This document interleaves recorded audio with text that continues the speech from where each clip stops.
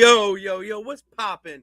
All my peeps. It is I, your host with the most Renaissance man who always thinks he can, and champion of the peeps, Patty Pitts, in the yard of streams for Pitts and Sara's wrestling show, Money in the Bank, live reactions immediately following the pay-per-view.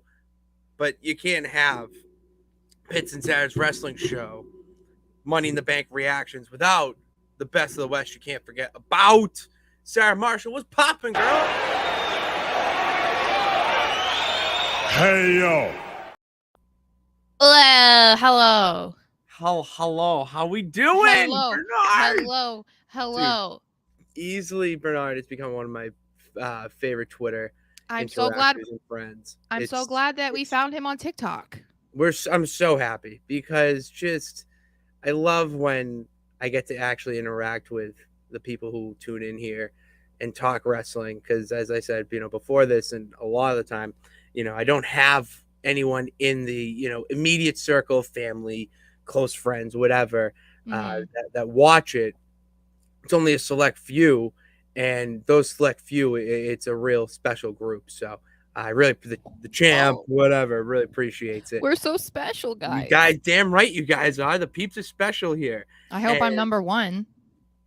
Yeah. You're not selling that very well. Why am I not selling? I said yes. You were like, yeah, I guess. Yeah, I guess. Yes. Okay. Number one wrestling peep. Yes. Okay. Thank you. Okay. Oh.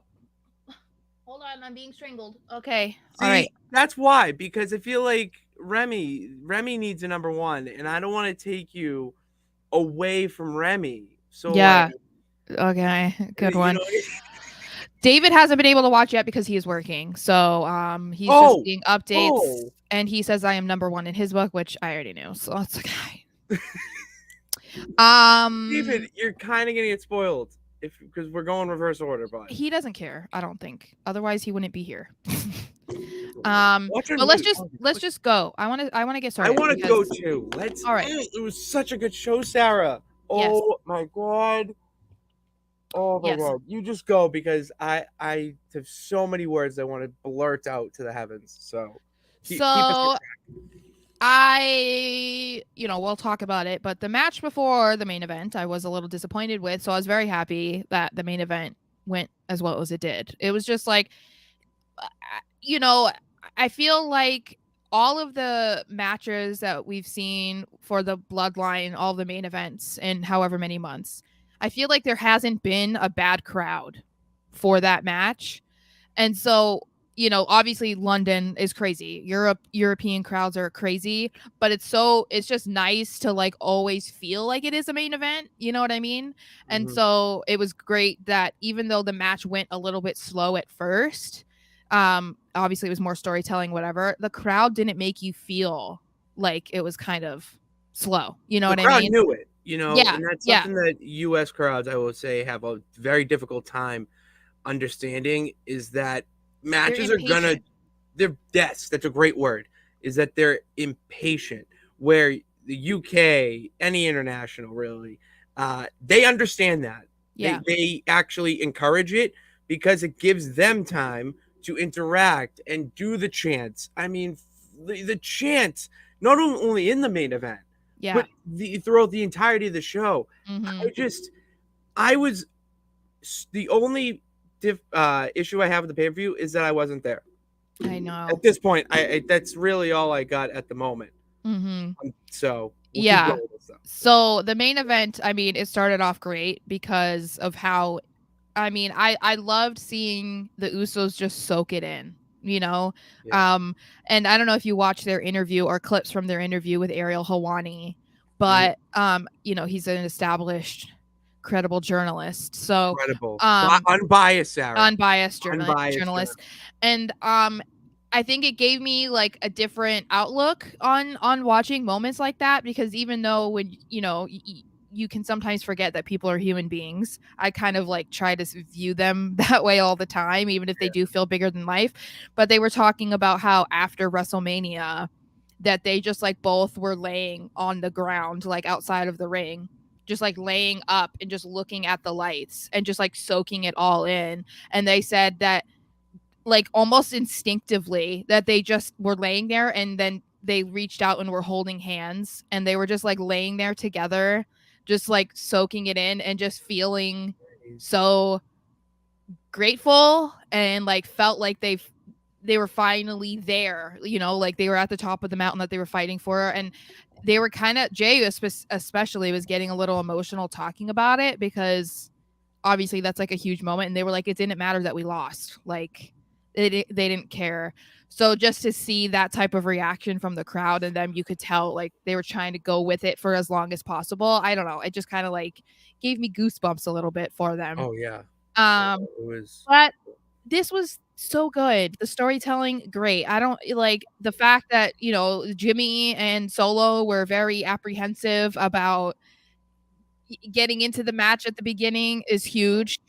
Um, I love when they do that to start a match. It's they, and yeah, the way they dragged it out because of the yeah. story. Oh, Yeah, and that's the thing too, is like these little things that they do. And it's something that WWE is really good at, especially since Triple H has taken over. But I feel like with the bloodline, there's been a lot of that. Just like little Easter eggs, or like the little details that maybe if you're just like a casual fan or whatever, or maybe you're just not like super glued in, you wouldn't notice, but you notice those things. And so I liked that. And I do have to say, shout out to Michael Cole, dude. Like, I know you wanted to mention it, and there's other things we'll talk about it in another one, yeah. but like Oh, yes. you can just see, like, did he sit down for like any moment of No, this I entire said show? that to myself. I said that. Yeah. I was like, is he standing up right now? Yeah.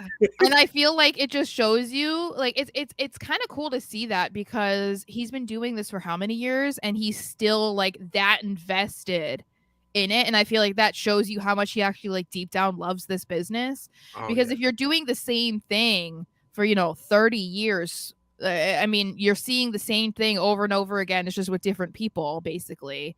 You would think that he would get sick of it. But I mean, basically, since Vince McMahon has stepped away from at least like overseeing commentary, it's Yeah. revitalized Michael Cole. No, he's really became the, I would say, one of the best versions of Michael Cole we've seen in a long time, Mm-hmm. because he has more freedom, I will Yeah. say, on commentary. I Mm-hmm. felt a lot of that old school JR with different heels in the 90s and early 2000s, even 2004, whatnot, you know, with him interacting on commentary, you know, with those guys, depending on what heel it was, and you know, really allowing him to become good old Jr. Yeah. As an on-screen character. And Michael Cole, I could talk about every match he was a comment. I'm going to, and starting with the Bloodline, it's just, it adds that element because he's been around for so long, that not only the stats, which are crazy and probably fed to him, but like when he brings up the family element of the bloodline, you know, of all the Sika and the Wild Samoans and Yeah. whatnot, you know, that's where it's really awesome to me, because he can, like, he essentially lived that. Yeah. It's yeah. And I really like him and Wade together. You know, at first it was a little bit like, because it was McAfee and people really loved him and McAfee together. But I feel like that energy that Cole kind of cultivated by being paired Cultivated. with McAfee, it stayed with Wade. And so I really like their pairing together. And Wade is hilarious. Like, I'm so glad that he's like the heel commentator, but like the comedic part, because I feel like that can sometimes be lacking, especially from the heel commentator. So I'm glad that like Wade made me laugh multiple times, like Oh, he was throughout the show. hilarious Yeah. during that. And I text you that, like, to, it makes you want to listen to commentary more. Yeah. Not as like a, you should be doing this. Yeah. Just it's one thing that I felt for a while lacked, in that you could just watch it on quiet, or you know, be doing something else and just have it on, where Yeah. commentary now really, you know, gives you more details and more little, you know, zone, get you into the match more, you know, Yeah. with how they're reacting. It's like, oh, this is a big moment. Okay. for that Yeah. fan that didn't know. And I like how they're opening a little bit of that forbidden door with mentioning stuff and bringing things back, and being a little more firing from the hip with stuff, because Yeah. that's what the people want. Yeah. Yeah. So I enjoyed that throughout this match, and I I don't know. I feel like it was just there was just so many cool moments in the match, and I loved the multiple near falls Multiple and near falls. the piling on Jimmy and Jay on top of each And other. both kicked out. That when But they then did you notice though, Solo put them on, I think it was Jimmy on top of Jay. Roman made sure to move him to have his shoulders touch the mat, because if he just pinned them one on top of each other, it wouldn't have mattered, because if Jimmy's shoulders aren't on the mat, they're technically not, like, he's not being pinned. So I thought that was an interesting detail. He had to do that. Otherwise, that could have been like, hey, like, how are you pinning him? If it ended up counting. Paul Heyman sobbing, first of all. Oh, that in the pre-show. Oh my God. I felt like he just came from a funeral. Yeah, I feel like it's one of those things that you feel like this is like the best that Paul Heyman has ever been, but it's so difficult to say that because there's been so many eras of Paul Heyman that it's just like, this is a different era, but it's the best of this era of Paul Heyman, I guess is like the way that you can say it, because I mean, I would have to go through like all of the different things that he's done to be able to say it's the best ever. But yeah, the thing with Paul Heyman now is that he's got to his like he's so good that he's used his experience for so long. He's been around the business, all that, and the people he's managed. He's been through how many decades, eras of wrestling. Yeah. So he understands that, and it's just he adds and then I would say like a little spice to every story he's in. It legitimizes it. I feel like he's so engrossed in this. It's almost like he's a character actor, where it's like you don't know where Paul Heyman like starts and where like, okay, thank you, my tribal chief ends. Yeah. You know what I mean? Because it's like he's become that person all the time. The character never sways. Like you don't see him. I mean, even when he does interviews. Yes, method actor. That's what I meant. Yeah, because even when he's done interviews, even with like Ariel Helwani, since we mentioned him, he was not out of character. Like it was like you were getting a little bit of Paul, but like it was mostly the bloodline Paul, and so it's like his dedication to just being this like follower of Roman Reigns, this worshiper of Roman Reigns has just been fantastic. And it's all, again, like the little things, because maybe you didn't catch him crying on the pre-show. You should go and watch it because it was like excellent to like lead into the pay-per-view. I stopped what I was doing. What I was doing to watch it. And then, his facial expressions as they're coming down the ramp, his facial expressions, what he was saying during the match. Remember, there was the moment where he was saying to Roman, do you want your sons to sit at his table? That's what he wants. He wants your sons to listen to him. Like that was huge.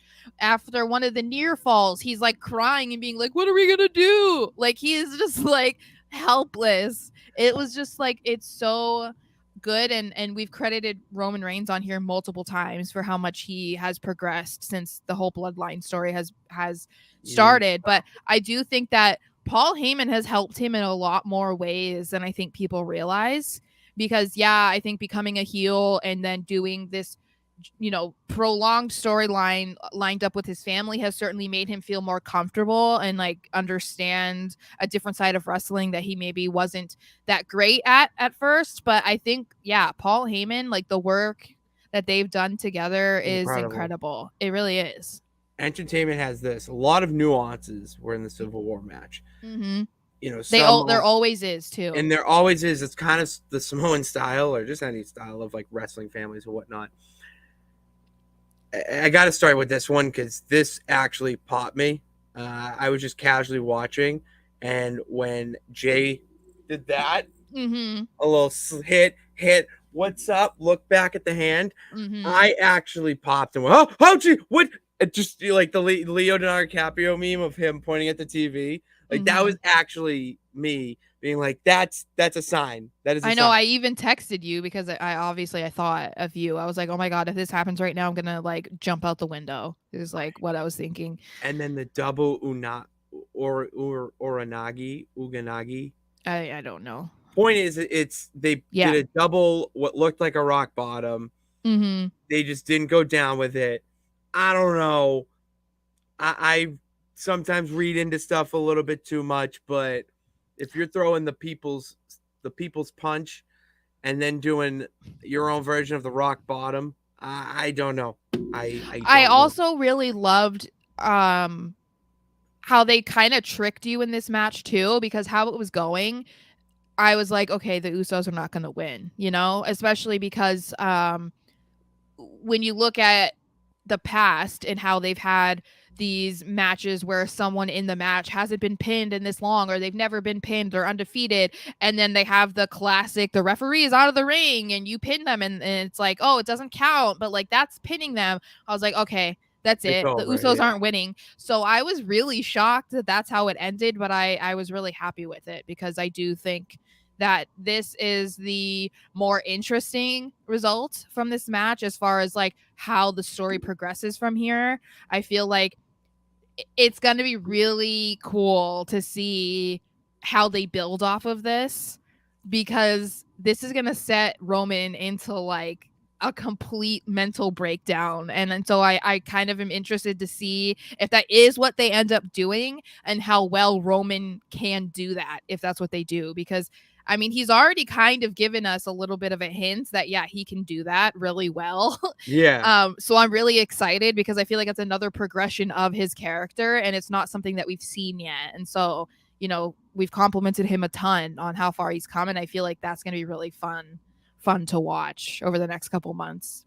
So yeah, we already mentioned the finish. Mm-hmm. If you watched our Money in the Bank predictions, my prediction was not just that; it was actually a spoiler. Oh my god! See that? Oh, I am a wordsmith. Yes, the champ. This is why I have this. All right, we just know. All right, and that's why I'm trying to legitimize. When the champ speaks, you listen. That's all the peeps out there. Well, then I guess that people should have listened to me for the women's Money in the Bank, because I also predicted that then, basically. So, where's my credit? You have a Divas title. Go grab it. Oh, I'm not a diva. Well, I mean, that's the only belt you got. You got one. I know. I know. This is paper. That is true. Did you want to go to the next match? Yeah, we got it. Yeah. Okay. It was good. Yeah. Seth Rollins versus Finn Balor. Yeah, I'll let you start because you have more thoughts than I will say about this. Yeah. This one I felt like the finish was kind of up in the air because they did start with the men's Money in the Bank match, and so you already knew who won that.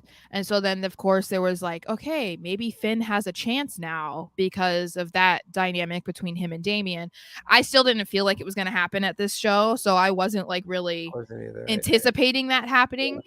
But first of all, I loved his entrance. Oh my god, I'm just obsessed with Finn. And don't blame you.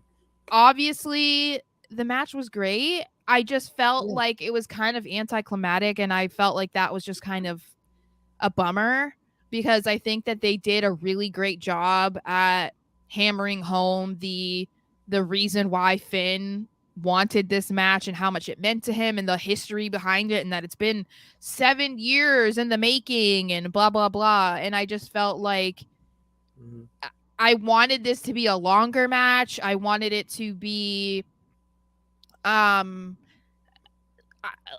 don't know, more of a dramatic match. Like my only thought behind the way that it went, because obviously it ended up being like Damian's influence being around is kind of what led to Finn losing. My only thought is that maybe this is just a way for him to get a rematch or whatever at SummerSlam, and that at SummerSlam it's going to be a bigger match. And that's what I said that I wanted originally, was if Finn is going to become champion, I don't want it to happen at Money in the Bank. I want it to happen at SummerSlam, because that's where it all started. Full circle. Right. And so that's my biggest hope from this, because I really thought that this was going to be a match that could potentially be the best of the night. And I don't feel like that's what ended up happening. And I just feel like Finn deserves more, because they put so much into this storyline in just a few weeks, because it really was only like 3 weeks or so that they've built this. And I just felt like we, and Finn especially, deserved a bit more. So, yeah, I will say that your hopes, that's going to come true. You're 1,000% right. There is going to be a match at SummerSlam, because they're 1-1 right now in their, matches of whatever. Because Finn won at SummerSlam, and then Seth won. So there has to be a third. And I like that, because the best rivalries, their matches always are in threes. They're trilogies, obviously. So it needs to happen. And you're right. It was not the best finish, I would say. And by best, I mean more, exciting. Right. Jump out of your seat, incredible. Yeah. But it was good. And I didn't hate it, because obviously you want to legitimize Seth as champion. So you need to have him win big matches. And then the variable in all this is Damian Priest coming down to the ring with the Money in the Bank briefcase. And then when Finn goes up for that coup de grace, he runs over. He goes, "What are you doing?" That doesn't mean anything. All right, I'm going to play devil's advocate here. It doesn't mean anything. You could run over just because he could, make sure he's not doing whatever kayfabe reason you want to make. And it's also a callback to when he ruined. They said on commentary, which is why I say again, got to listen to commentary at this point. They're really helping you along the journey for any details that you might miss or want to know more about. They're very good. We're not in that era where it's like a new storyline every single week. That's a Vince thing. So yeah, they want to connect stories here. They want the whole. They want you to find the Easter eggs, because that's going to make you watch the product more. And it's the callback, and it's an A- match. Those are my three thoughts of it. Is that it was an A- match. You have to go on before the bloodline. You can't do anything crazy. And that was what I think I was a little surprised about, just for the way that they put the card together, because I feel like Cody and Dominic could have easily been in that spot too, because nothing crazy happened in that match either. No, I'll save my thoughts. So I don't think that it would have been bad to have flipped them, But I mean, if the finishes were going to be the same in both matches, then I guess it doesn't matter where they were on the card, because nothing would have been different. I just hope that this will lead to somewhat of a weird dynamic between Damian and Finn, but nothing that makes it so the Judgment Day break up, because I don't want that to happen. But I hope this leads to a SummerSlam match, and I would love for Finn to win, honestly. Yeah. But I also don't want Finn to win and then have Damian cash in on him and win, because I'm like, don't. Like, I need Finn to have a proper reign. No, Finn Balor deserves a proper World Heavyweight WWE title run in WWE. It would be fine to have Damian hold the briefcase for a while. I don't see anything wrong with that, and that could maybe turn into something else if they want to eventually have some sort of breakup or continue inner turmoil in the Judgment Day of like Damian's always a threat to Finn, but they're supposed to be in this group together, so it's competitive nature. So we did forget this, but I had to talk about it. No, this was it. I know it's your man, but I really got to get this out, Sarah. I lost my shit when this happened, because if you listen to the show enough or know me, I can kind of predict when things are going to happen at some point, just maybe a week or two, whatever. Off doesn't point. Point is, there's no shocking returns anymore. Or Yeah, we were there's just no, talking about that when you were saying like about the social media has the internet ruined yeah, wrestling. We were just yeah. talking about it. And that's the thing that, it ruins it in that sense because you don't get that real emotional feeling from someone just walking out and coming back, not even wrestling in a match. Yeah. And the last time I felt it was with the Hardys at WrestleMania. Even Mhm. though you read reports, you're like, yeah, no way. Nobody knew. No one knew about that No one though. knew. No Yeah. one knew. It was all whatever. Different time. Cena, I saw that he was recording or filming a movie or something in London. And I Mm. went, okay, cool. That's like See, I Undertaker's didn't know in that. Texas. Oh, Yeah. really? I had no idea.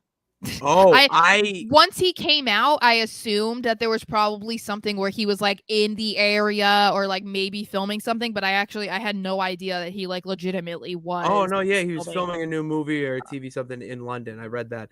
And I'm like, no way. They've Yeah, done that shit before with people. I'm like, and like, come on. It's too like that'd be too obvious. So right. I erased it from my brain. I'm glad you didn't tell me. Sarah, that's something I would have sent you as a joke or whatever, but at this point, like when I kid you, or say that I just looked at Yeah. it and went, huh, Yeah. that's what I did on the toilet. So then to have him come out and then the crowd just singing his theme song. I know. They not the just John Cena sucks, which is still one of my favorite things to say, but to sing the actual words of the rap, it just, I know all the words. oh my god, it I was, could have joined them. yeah, oh yeah, Do you know all the words? yes, Oh wow, we should have a wrap off. we should. Um yeah, so it was a commercial break. I think they showed a video about Edge. If you have premium Peacock Premium Plus, I think they showed like a I video don't package have about that. Edge. So then you were Can't make like, that bridge. oh, okay, like what is this going to be? Like you kind of knew that maybe it was going to be a segment because usually when you have Peacock Premium Plus, they usually will show a video package that like leads into the following match. So when they showed Edge, I was like, okay, what are they going to do? Is this going to be a segment? What is it? And then I'm like not paying attention because I was actually writing articles like in Right, don't commercial stop, breaks. baby. And I hear the music start and I was like, wait, because I'm watching this by myself, mind you. And I was like, no, and my immediate thought is who's trolling? Who is this? Who's trolling? Like Your this is mind went not this. blank. I didn't think it was him. I did not think it was going to be him. And then once they showed him, I started getting emotional. Like I'm almost getting emotional now because it was just like such a surprise. Oh, Oh my I god, got why teary am eyed. I so like? It's just because I love John Cena. No, Woo. I was right there. I teared up. Yeah. That was a special moment. I just feel stupid because it's like happening to me right now. But anyway, No, emotion. That's what the people yeah. want. But it's You gotta just humanize you, Sarah. yeah. So I was just really excited, and then I was like, "Oh my god, what is he coming to do? Like, what is this going to be?" And I was a bit kind of thrown off about why he was there as he started talking. But as we talked about, I'm assuming that WWE has probably inked a deal to do a Mania or is on the way to doing it at in 5 years or something. Yeah, there's a Um, plan.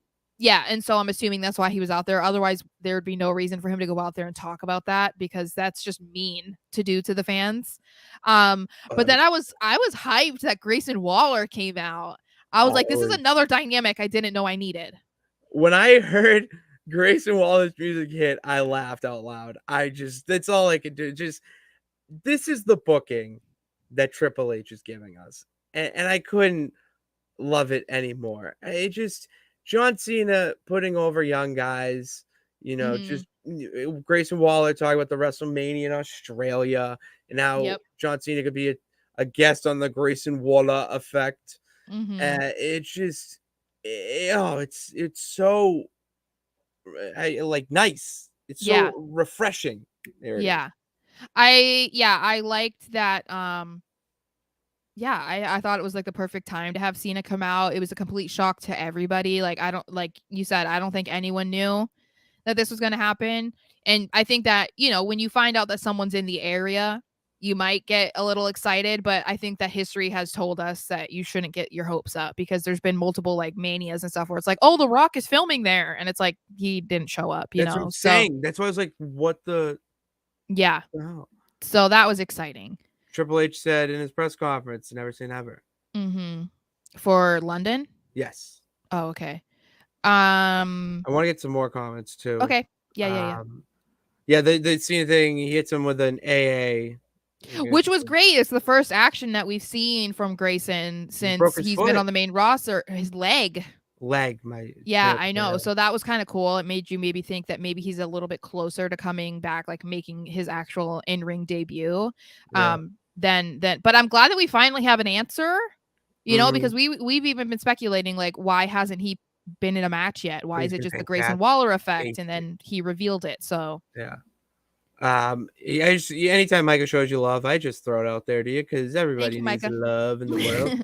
We need love. KB Sports also said JD McDonough is joining Finn Balor at some point, and that could cause a rift between him and Balor, thus cashing in on Balor if he was to be wrong. So Judgment Day, yeah, okay. I don't hate it. I don't hate it. I just don't want Judgment Day to break up They're yet. so good. Like That's they're my thing, such is a like, necessity. I don't think it's a bad idea to have some sort of inner conflict, because I think that that's kind of like a tale as old as time in wrestling. Like there's never a group that is perfect and loves each other all the time. There's going to be that competitive nature in a group as well. And so if we're going to see a little bit more of that, because up to this point it's all been like hunky dory, like they've been like, we love you, but it's like now they're both competing for that number one spot. And so it would make sense. I just don't want it to be the demise of Judgment Day, because I think that we're getting the best of all of them now. So it would be kind of a shame to have put an entire year into this, and now we're just seeing the best part and then end it. I would hate that. So Agreed. All right, what's the next topic up? let's see. The women's Money in the Bank ladder match. Great match. My immediate thought of this wasn't, it was like in the first few minutes, 1,000,001 times better than the women's ladder match last year. And how long did this take for you to have that realization? Did you say a couple minutes? A couple minutes of the that's match. incredible. What's interesting about it too is, like, you might say, oh well, last year there was a lot of girls in the match that were inexperienced, but there was a lot of girls in this match that were inexperienced with Money in the Bank and ladder matches. So I don't think that's a thing. But I felt like, yeah, this was just so much more entertaining. Oh my God, some of the things they did in this match, like Zelina Vega, what the fuck? Trish Stratus with getting the manhandle slam on the ladder. I was like, I wasn't expecting that from Trish, because not only was this Trish's first Money in the Bank match, it was her first ladder match ever. So that's crazy. I know. Even with the Lita feud, like they didn't think to have the foresight to do a women's title ladder match. I know. So the fact that she was like willing to do this, and she got her nose busted, so I don't know what happened, but like it was all like purpley. Bring back the mask. Yeah, bring back the Rip Hamilton mask. Let's go. I thought this was great, and it was really cool, I think, to see, because the last year's ladder match left a little bit of a bad taste in your mouth, because it was great that Liv won, but like everything that happened in the match wasn't great, and it was memorable in not a good way. And so I'm glad that now we're like, okay, that's gone. This one was great. Yeah. And Bernard, I gotta show you love, because I predicted Jey Uso, but you predicted this one. Yes. So, and we talked about how it was going to come at the hands of betraying Bailey. So we are just wizards. Yeah. Sarah. So I'm glad. You're not following us. I thought it was really cool how they did it too, because it wasn't just Bailey. They, it was the handcuffing Bailey and Becky together, which I thought was a hell of a spot. Yeah. And then she was up at that top of the ladder celebrating with that briefcase for like 5 minutes. I swear. It was like, the funniest was Becky just selling the loss. Yeah. And Bailey, you could tell, was just like, okay, are we done? Like, I just want to leave. Yeah. They're such professionals. They're so good. That's the one thing I will say. I want your opinion on this. So the men's Money in the Bank matches are more physical, and it would say spot driven. Yeah. Where the women's, yes, they do spots and all crazy shit because that's what this age. But there's more kind of, I don't want to say like complete storytelling, but it's a little bit more psychological. With the finish being the handcuffs I in the yeah, middle. I think I The different moves that they do attacking one another and whatnot. yeah. I don't know. I think it's just more psychological with the women than the men. Well, and I think sometimes with the men, it's like they're doing things for the sake of doing it for shock factor or like going viral or trying to outdo what they did the year before. I think it's just like that's a thing that they do because it is a match that they have done every single year. And so you kind of, especially when they're every single one of them in that match had never been in the ladder match before. So Yeah. they were going to want to have the biggest impact that they could and to put on the most memorable performance that they could. And they want you to remember that one as opposed to the one last year. And I think with the women, it's like they'll do those spots, but it's like that's not their primary focus, and I think that's what's kind of a nice change because I don't know that we need to have 2 ladder matches like that are exactly the same where it's like, oh, it's spot, shock moment. Oh my God. Like it's Everybody. kind of nice to Spot, have spot, like a spot, couple spot, moments and spot. not be like the entire match be that because also not every wrestler is like that. There aren't Yeah. a bunch of ricochets that are willing to be thrown down on a ladder and bounce, or someone who's willing Yeah. to do a flip off the top of the ladder. Like that's not how wrestling is. But did So you see Trish even when she I got know. flipped onto the ladder or whatever it was? Yeah. Kind of climbed up it in a way and used it to her advantage. That's her first match, and she did that at that age. I'm sorry, Yeah. that's incredible. I know. And she looked amazing. Oh my God.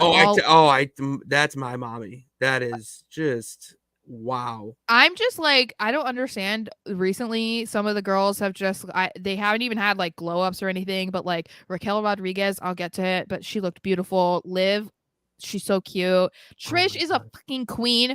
Rhea, we'll get there.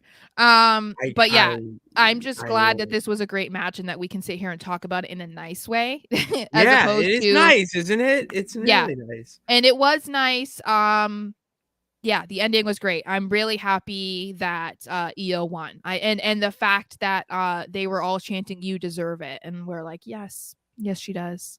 And yes, we do say thank you, Trish. We We say think thank you, Trish. Here, we, we we acknowledge Trish. She is our tribal queen. um, okay, so speaking of Rhea, Spot. Cody Rhodes I'm versus thinking spot. Dominic. Um, it was a fine match. Yeah, this was weird, Sarah. I was a little disappointed, honestly. Okay, why? But here's the thing. Why are you disappointed? I wanted to see Brock Lesnar come in and kick There it his is. So ass. That's what I wanted. that's what everyone wanted, and Yeah. He didn't want to take the flight to London just to do that, apparently. The paycheck wasn't worth it. it wasn't worth it just to F5 Cody once or twice. No. He Yeah. needs it just. And here's the thing: why I feel like I'm disappointed is because the win does nothing for Cody. I know. And It that's just, the thing is there were people arguing the opposite. They were saying that he needed to win. And I was like, but why? Because I was even just talking about it with my sister when we were talking about like, because she was asking like, what do you think is going to happen in the matches and whatever. And I said, well, I really feel like Cody's going to lose. It's going to be at the hands of Brock Lesnar. yeah. And I was like, and I feel like it makes the most sense because it adds more of the obstacles in the story of Cody trying to get to being champion, but then it also gives Dominic the like, ha ha ha, I beat Cody Rhodes. Like And that. that's why I'm more disappointed. Yeah. Is not the Brock thing is one thing, like whatever, you didn't get that Yeah. return. We had other returns and whatnot. I'm okay with that. Mm-hmm. But to me, Dom needs a win. Yeah. And Dom doesn't need a win to get over with the fans. Mm-hmm. He needs more heat. When the oven's hot, you turn up the temperature. Mm-hmm. Like keep it going. Well, And a win just is going to make them boo even louder. Right, I know, especially against Cody, and that's Oh what I my said in the God. prediction too. It was like it wouldn't have been, I beat Akira Tozawa. You know what I mean? Like Yeah, it's no one It's not a cared. win. But if he would be like equivalent to Austin Theory still talking about how he beat John Cena at WrestleMania. That would have been like Dominic's thing. You passed So tutorial. Cool. yeah, and so it's like that would have been a cool thing. But I also thought not even just the benefits of like long-term storytelling of Brock coming back. I thought that it would just be the best way for them to integrate him back to WWE television and to get people reinvested in that storyline because he's been gone for 6 weeks and we assume that that is going to be a match at SummerSlam. So it just felt like it made sense for him to come out because now what we're going to just be expecting him on Raw now. And I feel like it's just not the same, you know? Do you think Money in the Bank being in the UK was the reason Brock didn't come? And I'm not alluding to the fact of like, oh, the fly him out there is too much money. I'm saying that because it was in the UK crowd, They look might have how over Cody was. You know, look like they sang the entire song, Sarah. They sang the entire first verse was But wouldn't clearly that work audible. to the benefit of Brock though? Because they would have No. you think that they would have cheered him? No, it would Oh. yeah, kind of like what Cena alluded to in his thing where they, or Waller did, whatever in that Cena segment about how they cheer for the bad guy, Right. boo Yeah. the good guy, all that. Yeah. No, well, it's kind of in that territory Mhm. because Cody, you needed like a good babyface win, a clean babyface win that didn't come in the hands of whatever, minus the bloodline. That's a completely different element or story right now. Mhm. You needed Cody to win because he hasn't had one, and the fact that he's over, it's going to just give him a little bit more heading into Raw. It's like, oh, he won. He's on the right path again. He's done with Brock Lesnar. He just defeated Dominic. All right, Mhm. great. Now Brock Lesnar comes back. It's like, oh, you think you forgot about me because it's so predictable that he's going to Yeah. come back at Money in the Bank, and even Cody probably will say, even kayfabe was like, oh, Brock's probably going to show up and interfere, and it's like, oh, he didn't. Oh, okay, I Yeah. won. Oh, cool. And then he comes back. He goes to talk on the mic, say all this shit about how he's going to finally go after the world heavyweight title of Seth Rollins, and then boom, Brock Lesnar. Yeah, but see, and then that's predictable. If you can sit here and predict that happening, then that's just as predictable as Brock showing up in London, is it not? Well, like I'm yes, but it's a different crowd. That's why I'm blaming his not returning because of the crowd, not because of the predictability factor. It's like, all right, like, all right, I'm gonna give a weird example, but bear with me. You Well, remember how in 02, like in 03, they used to do those because they haven't had a pay-per-view in there in like 20 years when they used to do Insurrection, Rebellion. Those were like Tuesday pay-per-views. mhm. They didn't mean anything really for the storytelling in the Raw SmackDown Mhm. universe of things, whatever.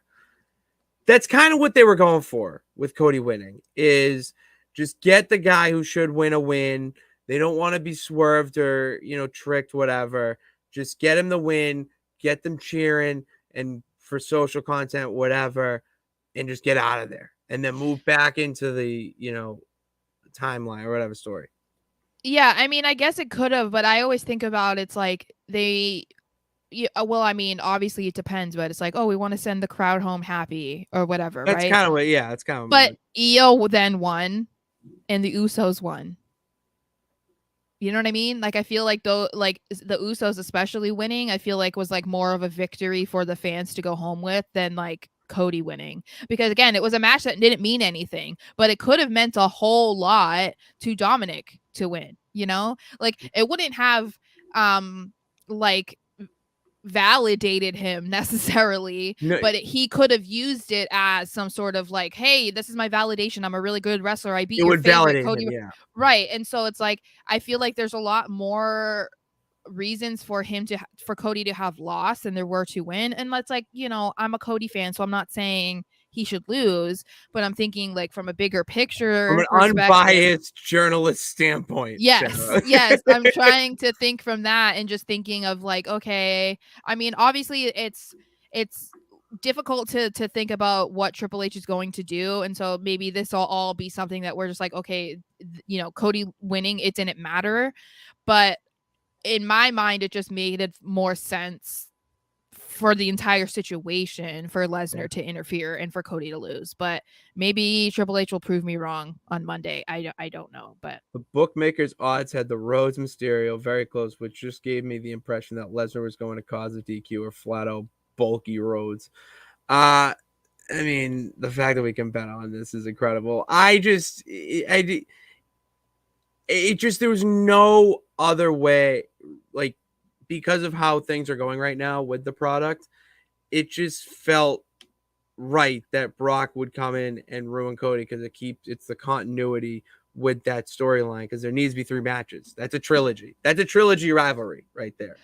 And that sets it up. It gets him a pay-per-view, and it, I think, would shock, but because it was in the UK, it's making sense. I don't think it would have been well received. Yeah, and I'm wondering if maybe other than that too, if they kind of want to toy with the idea of fans believing that it's not something that's going to happen. Like Cody's supposed to be moving on, and like Brock is just like so not interested because like, okay, whatever, he won the last one, so who cares? Like, I wouldn't be surprised if that's kind of a factor in it too, just because it's like, okay, who's next for Cody? Like, and then we'll see. I don't know, but they now have like a month, I think, until SummerSlam. So it's plenty of time for them to figure it out. I'm just curious how they're going to bring Brock back to TV. I assume it's exactly what we thought, though, that it's going to be him attacking Cody at some point. You know what I mean? At some point. Yeah. Thank you for joining us, Pure Adrenaline Sports. Thank we haven't seen you. you in here before, so hopefully we'll see you again. But thank you. I appreciate it. Oh, and he said that it was British bookmakers, by the way. We have overseas viewers. This is awesome. I know it is cool. Thank you. Then we had cheers. Gunther, my boo, versus Matt Riddle. The bro. I'm gonna try to be as polite as possible in this. Okay. My first. Oh, I can't wait. My first impression was I was kind of like, oh wow, he's wearing white. That was different because he's been wearing so much like neon and purples and whatever. But then I was just taken aback about the French braids because I was like, are you like a 7-year-old girl? I'm just a little confused. But yeah, the match I think was like exactly what we expected. It was going to be a brutal match. There was a lot of chops, and Gunther destroyed him and potentially really did injure him. I don't know. But like he was being seen by doctors and stuff, so I don't know, after the match anyway.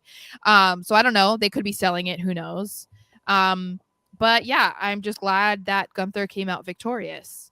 And then, of course, setting up the next feud with Drew McIntyre. Yeah, that's what I want to talk about. Yeah. That's all I really care about to talk about in this match, because this was predictable. Gunther beating Riddle, and, it was a good match. Great job, Riddle, but no. It was really funny because my sister and I were watching it in different rooms.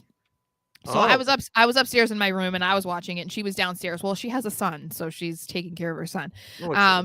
And so she's obsessed with Drew McIntyre. Basically, since he came back, once he grew the beard and like got bulked up and got hairy, that's when she was like, "Oh, you guys just love hairy men." Apparently, well, she doesn't. She's not as much like me though. She's not like, she was not into Scott Hall at all. But anyway, she thinks he was like, ew. So my feed was ahead of hers, so like I couldn't text her yet to be like, oh my god, because I'm sitting there like, yay, Gunther, and then I hear Drew's music hit and I was like, yeah, and I was like, oh my god, my sister's gonna be so excited. So I waited for her to text me, and she was just like, oh my god, she was like, Bay is back, and then I was like, yeah, he's coming for my Bay. So we're like feuding now because it was like, what the heck? But rivalry in the house. Yeah, I'm excited. It's going to be a good feud. Obviously, the last match that we saw Drew in was WrestleMania, which was the triple threat for the IC title. So I'm excited for this match because we know it's going to be good. My only thing is, of course, as it was even with Matt Riddle or whoever is the next opponent, I don't want Drew to be the next Intercontinental Champion. So. No, yeah, you got to keep Gunther going. You have to keep Gunther going on this reign of terror. honestly. And Drew McIntyre can get close. They're gonna put on great matches. You may even see 2 matches in this rivalry at this point. I don't think they have a trilogy. It's just not for the IC title. And Yeah. it's not personal. It's just like they love to compete. So they'll get like 2 matches in there, both be good. But Gunther needs to win them to keep it going. Yeah. Him going up against McIntyre is just legitimizing his reign at this point. Even more, as if he needs it. It's just adding on to it. I'm curious to see what happens with Riddle now. I don't necessarily care, but I am curious to see like where he goes from here. Unbiased. Because unbiased.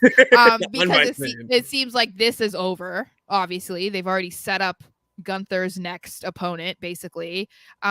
So although is McIntyre on SmackDown? No, he wasn't even drafted. I don't think he was. Yeah, okay, so that's interesting. Well, because I was gonna say if he's on SmackDown, it would make sense. He might. Well, no, because he's on Raw, so he has to be on Raw, or he's a free agent. Oh, he has to be on Raw. Yeah, because Gunther's on Raw now. I forgot Gunther's on Raw. I don't know. Maybe he's a free agent. Brawling Brutes are on SmackDown. Imperium's on Raw. Okay.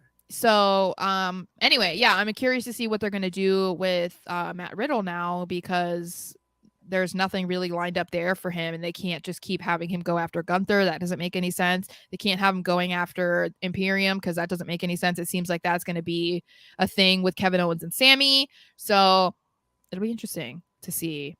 But I'm just happy that Gunther comes out. We got a comment from Bernard. His girlfriend says she believes y'all show will go somewhere. Keep up the good work. And he'll give her a shout out. Name is Tamika. Tamika, thank you, Tamika. That's so nice. You guys are so nice. I appreciate it. It makes it feel like this is all worth it, because sometimes when I'm making these videos and I get excited because we got like 200 views on a video, like I'm like, yay, 200. But it really is difficult. There's just an oversaturation of wrestling content on YouTube, and so it makes it difficult to stand out and like get more viewers and to get attention on yourself. So when you guys say stuff like that, it's really cool. So I really appreciate it. We love it. We really do.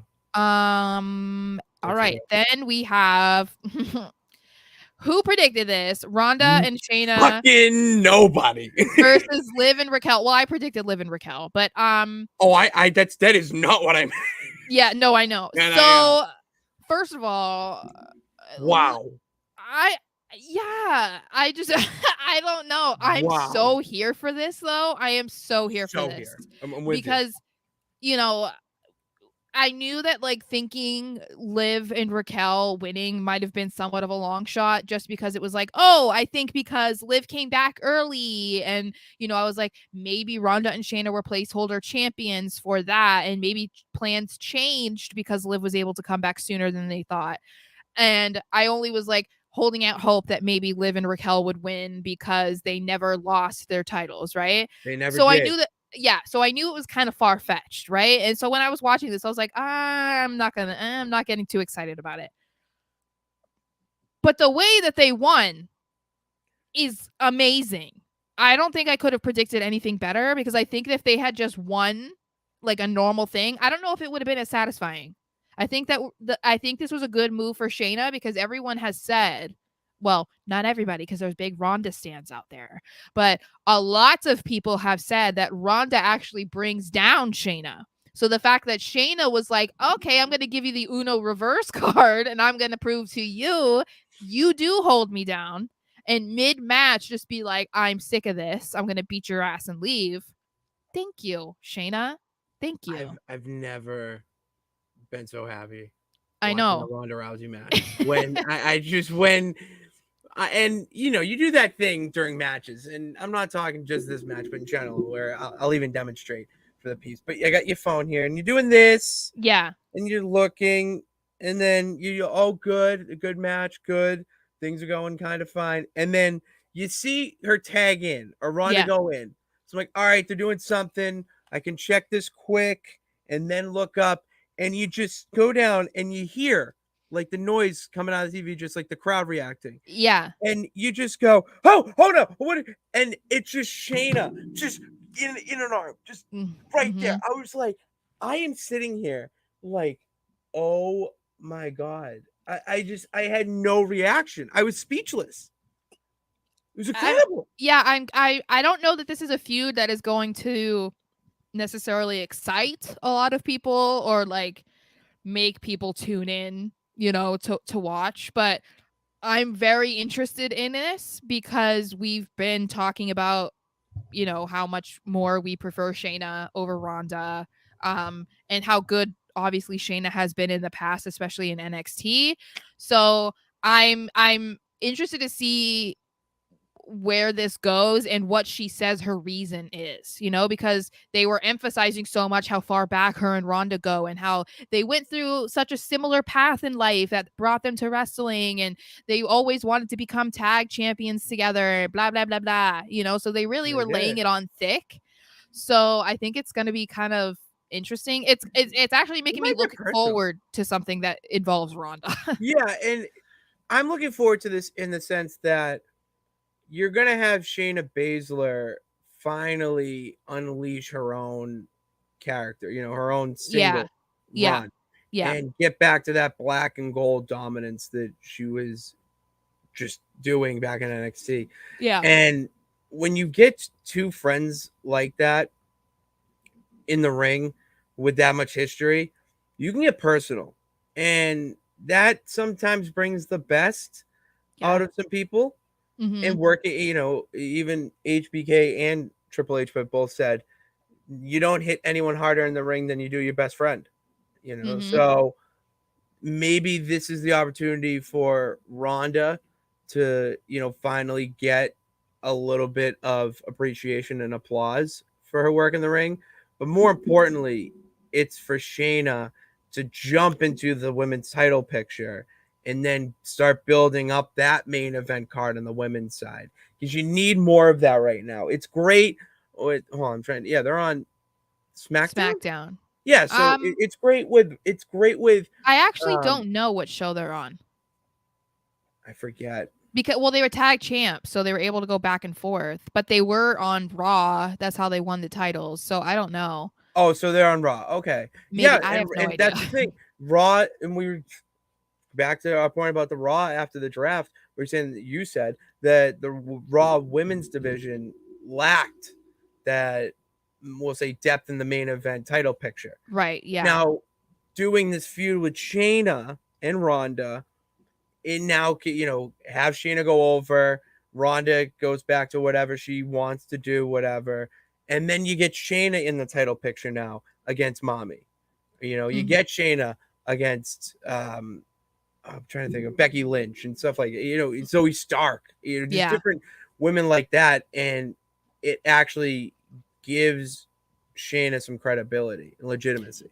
And I'm curious to see how she does as a good guy. I don't know that she's ever really been a good guy for an extended period of time anyway. She just has the look of a bad guy, like of a heel. So I think it's just that was like the easiest thing for her. Plus, being an outsider coming into wrestling is easy for them to say, like to get people to hate you. So she's aligned herself with some pretty unlikable people. I mean, Nia Jax and Ronda. And she's soft.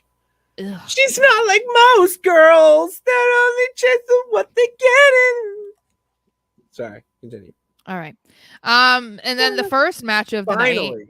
The men's Money in the Bank ladder match. I feel like it delivered. My main takeaway would be I wish it was a little longer. Maybe. I felt like the ladder matches were not that long this year compared to previous years, or maybe they just were so well done that it felt like they went really fast. I don't know. I'd have to look and see. I think we both agreed that it was going to be LA Knight or Damian Priest, and I'm a fan of both of them, so I'm not like 100% disappointed that Damian won. But oh my gosh, that pop. They're pushing LA Knight to be a babyface, I think. Like after what we saw from him last night on SmackDown, where they had him going that toe-to-toe with Logan Paul and Grayson Waller, and him like pandering to the audience I feel like they're making him a good guy because I think they're finally realizing we can't keep trying to get the audience to hate him because Yeah. they don't. The more we push that, the more they like him. And I think that was, other than the fact that Logan was in it, the fact that he was, second to last coming out and had the loudest pop of the night for the match. It tells you everything. And they were going crazy for him throughout the entire match. Every single time he stood up and did something, it was like, yeah, It was like so when your loud. favorite player touches the ball in basketball. Yeah. You literally, like, they just are going to cheer. It was incredible. The ovation he was getting. Yeah. I'm gonna jump a little bit to the finish without revealing it, but when he climbed the ladder, the entire crowd just goes fucking ballistic. I know. I got excited. I got so excited. Oh, like, if you're backstage, producer, whatever role, you got to see that and take a note about it, because he doesn't need to do anything else. Yeah. He's just there. Put a belt on him. Literally see this. I'm not ripping the Gillette Gazette off because that's my love you. But this is United States under it. He had a match against Austin Theory on like the Thursday show or a dark match, whatever. He had a US title match since they've been in Europe or in England. He didn't win, obviously, but that might be, again, that was another reason I feel like they're trying to push him as a good guy, because they had him in a dark match or whatever against Austin Theory. So that might be what we're going to see in the future, Austin Theory doesn't need the United States Championship right now. No, I think it's LA actually Knight needs it. I think it's hindering him a little bit more. The title, and it's nothing really to do with him, because we know he's good. Yeah. We know that he can hang in a big money feud. Right. But the United States title right now, there's just nowhere for him, and people are kind of over, or LA Knight's over with them more than they are with him. Yeah. And you gotta go, as I mentioned, where the oven's hot, and just hand him the title. And I think put it on him. I think he could elevate it too, because he strikes me as the type of guy that would want to be kind of like a Gunther or Seth Rollins, where he's just like constantly defending the title. Might not play well into his character to be doing that. He might be like also the type that's like, no, I don't care that you want a title match. I don't want to. He could do that too. But I do think that there is a huge discrepancy between the Intercontinental and the US title. And it's it's not on Theory's shoulders completely, but I do think that there needs to be some sort of change up, because Theory also hasn't had like any feuds recently, especially since he moved to SmackDown. It's just like he's kind of like DOA right now. So if they could have that feud come over onto television, I think that would be huge for both of them. And I think you have to listen to what the crowd is saying. I don't know how much louder. I mean, London was loud for like everybody that has been to shows over the last couple of months. It was more than I would. The only person I would say who got a bigger reaction is Cody Rhodes. Yeah, and I'm including Roman Reigns and the Usos. Yeah, and so that, and I think, from watching interviews with him over the last couple of years, it's like, it's really cool to see that moment happen for him, because it has been such a long time coming. And obviously we know how over he was in NXT, and then when they brought him up to the main roster, Vince was like, you're too old, we're gonna make you do this stupid thing. And he even said in the interview, which Logan Paul mentioned on SmackDown, that he almost was fired after doing the Maximum Male Model stuff. But like, look at the giant mistake that would have been made had Vince done that. Like, because he would have been back in TNA probably doing the same shit, and he would have been just as over. God, so there are a few guys that alone make me watch a company. He would be one of those guys. AJ Styles was for a while. Mm-hmm. And it would definitely be him. Yeah. So it was really cool to see that. And I'm interested to see where they take him from here, because I do think that, they definitely have to do something with the US title or something, because you can't just like have this come to a complete halt now that we're not talking about Money in the Bank anymore and he didn't win the briefcase. Like, you can't stop his path to the top now, because there's nothing to look forward to at this point. So He SmackDown this week. Austin Theory cuts a promo or does something, whatever. LNA comes out and says, like, I came this close to the Money in Bank briefcase, but I didn't get my hands on it. But now I got my taste, or I got a taste for another type of gold. Yeah. Yeah. And he looks right at it. The people want it. As your U.S. champion, they'll call my name L.A. Knight. Yeah. I just, come on. Are you going to get his new shirt? Do you like his new shirt? Maybe. I don't like it. Maybe. I don't think it's bad. I really might. It's nice. I think it's more like it's manly. It's like too manly for me. Yeah, if that makes any sense. It's not like manly in the way. No, but it definitely looks like that was a shirt created for men. You know what I mean? Like that's something that more dudes are gonna buy. But his LA Knight one, I still really like it. And as long as I still that, maybe like I think I'm gonna get that one. I wanted to see the shirt. Remember, I told you I saw the interview. He said it was coming out, and I was like, okay, I want to see that first. And I still have to try on the shirts I ordered to see if mine didn't come yet. My John Cena one is in the mailbox right now. My Pretty Deadly one shipped, so that one's coming way sooner because they said it wasn't gonna be shipped until mid-July. Yeah, I remember that. Yeah, so I'm gonna have to see how they fit and whatever. But yeah, so that was Money in the Bank. That was Money in the Bank. Sara was awesome. I'm really happy, and as sad, low key, not really, but sad as I am that the international tour has come to a close, and we're going back to the great US of A for SummerSlam, which they teased a lot. I'm very excited for it, and there's a lot of time in between for that. So there's a lot of different wrestlers that need feuds and whatnot, and I just am very excited for it. Yeah. Yeah. It's kind of nice too. We've talked about it, how it's a little bit nice that there's a day between now and Raw. So like you have time to digest, and then there's also still time to like, I don't know, they have more time to figure out what they want to do on Raw. Yeah. So it's nice that today's Saturday and tomorrow is not Raw.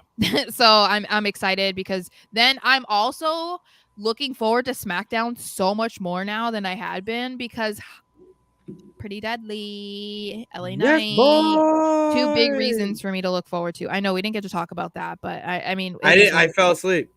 Oh, well, and I didn't get to watch SmackDown. I think we collectively predicted how the Charlotte Asuka match was going to go, ended in a DQ, no contest, whatever. And we knew that Pretty Deadly wasn't going to win, but I kind of wish that it was, I don't know. I was happy with it, but I'm just curious to see where they go from here, because it's another thing where I don't want them to like stop them, because I'm obsessed. I'm clearly so obsessed. Yeah. And I say that in like a not a creepy way, because I feel like, of course not. Well, because the word obsessed sound is like has a negative connotation to it. So I'm obsessed with wrestling. There you go. There's a positive connotation. Pat and Sara, do you think Shinsuke Nakamura should upgrade his theme song to the Lil Uzi Vert version? I haven't heard it. Oh my God, Sara! I was waiting for your reaction.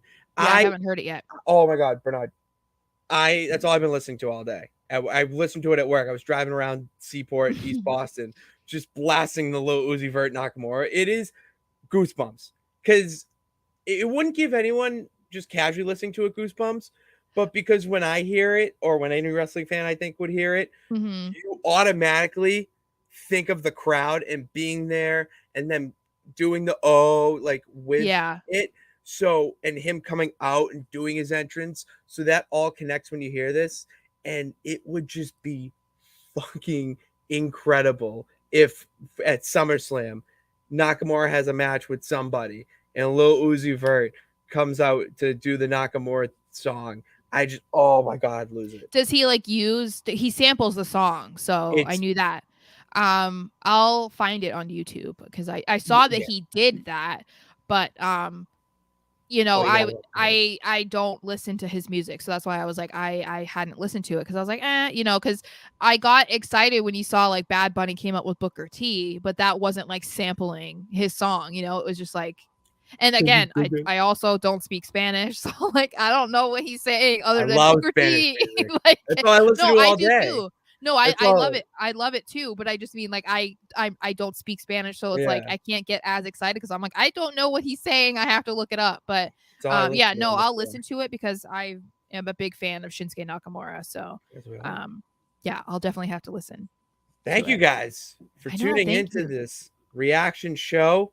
We have 9 people. I think that is the most we've closed out a We show had with. 10. Yeah, 9 at the close. Yeah. At the close, I Yeah. mean, as Bernard's girlfriend Tamika said, you know, just keep up the good work. We're growing. You know, I think when we first started doing our first reaction show, I think we had maybe 3 people.